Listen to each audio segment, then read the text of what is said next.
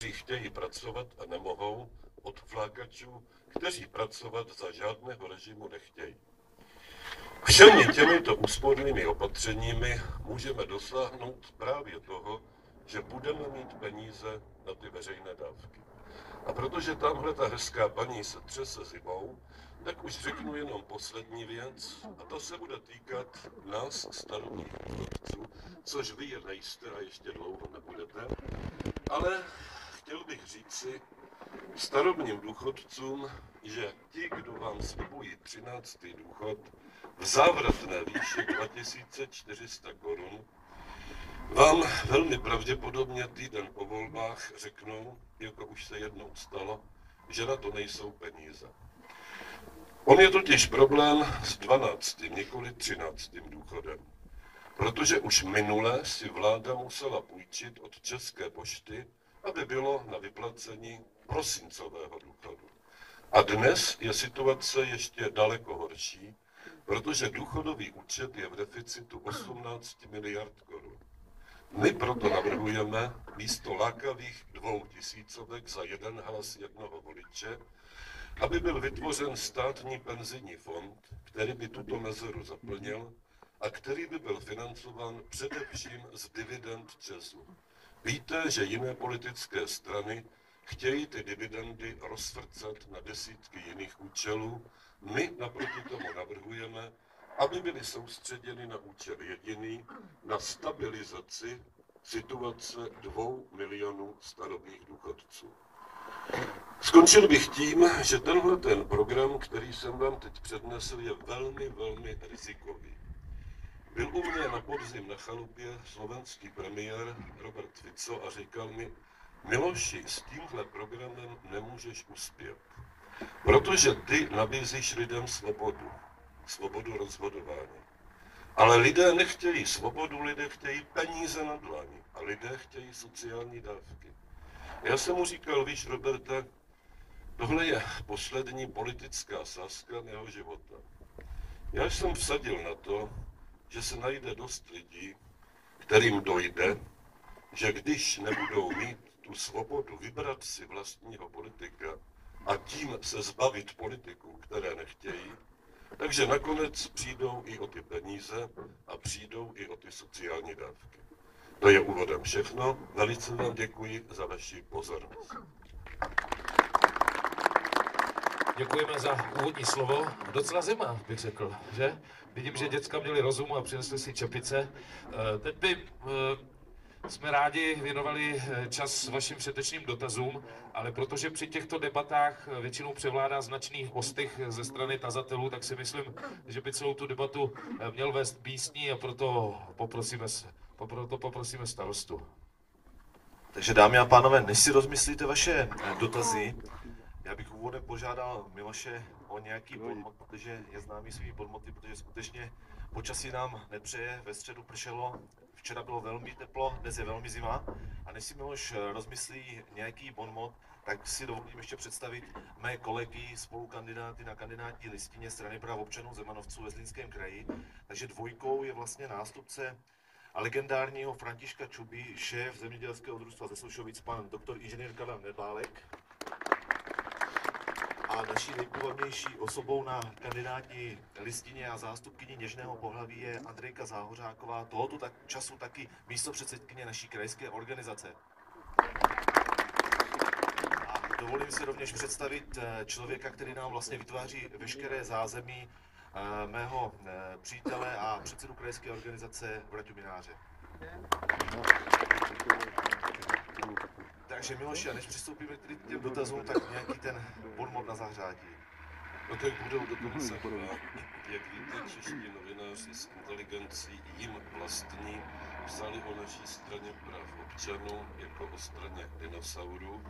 Jak vidíte, toto relativní mládí všech 3 kandidátů plus relativní mládí předsedy krajské organizace dokazuje opak, takže jediný dinosaurus ve straně práv občanů jsem já.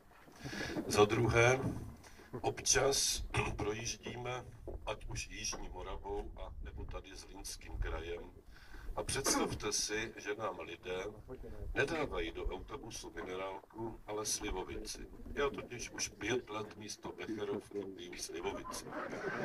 No a teď občas se na mě někteří lidé dívají poněkud zamračeně a říkají: Miloši, víš, ta slivovice, to by mělo být až tak k večeru a ne přes den.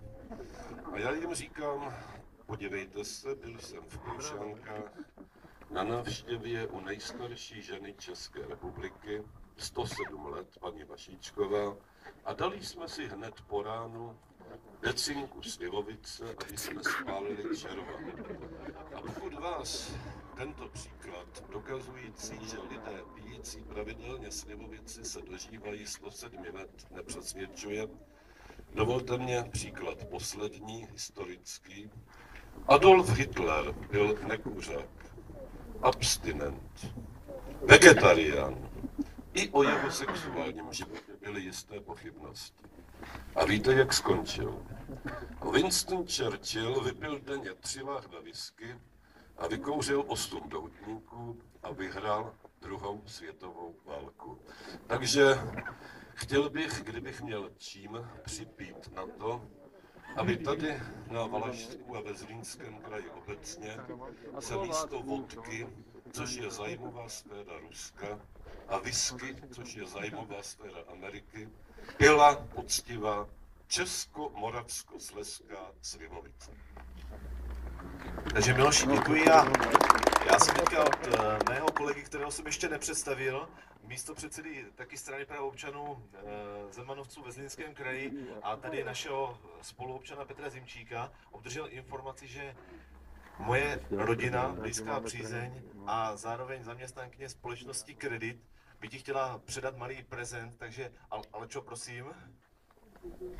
Slivovice na cestě. A zároveň si dovolím přivítat taky To byla geniální prognoze, která se mě povedla.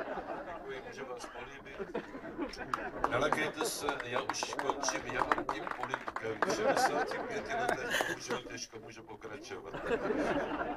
Takže Alenko, děkuji a já zde přivítám i starostu sousední obce a mého kolegu Mirka Bahulu, který rovněž...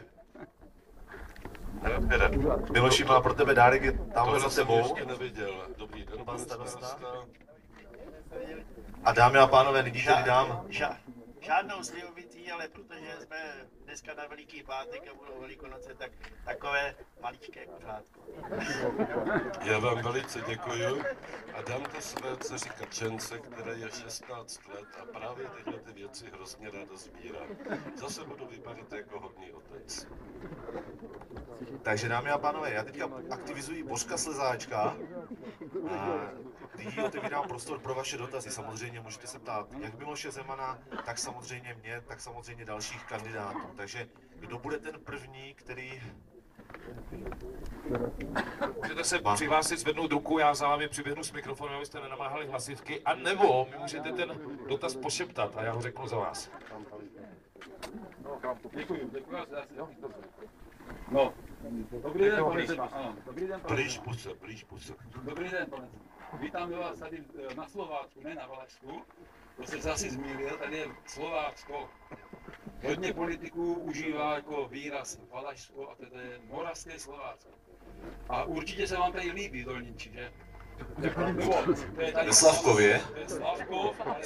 Slavkovská firma. Firma začínala v Dolniči. Moment, vy mě vyčítáte, že si pletu Slovácko a Valašsko a sám si pletete Slavkov a Poslouchejte, to bylo tak, firma začínala v Dolním Němčí a to je vesnice tady dole.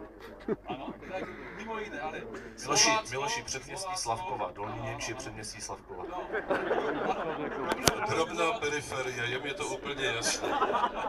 S panem starostou nebudu jako nějak jako zbytečně polemizovat o tom, ale chci říct jednu věc, důležitou věc.